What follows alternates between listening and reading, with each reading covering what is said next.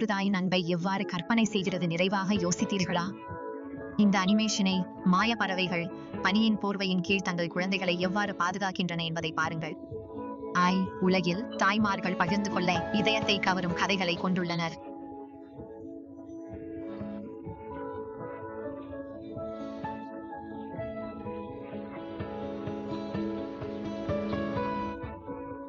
தொழில்நுட்பம் தொடர்ந்து வளர்ந்து வருவதால் இது இயற்கையை மிகவும் ஆன்மாவை தூண்டும் வகையில் கற்பனை செய்கிறது. டிஜிட்டல் கூட்டில் தாய்மை ஞானத்தை வழங்குகிறது.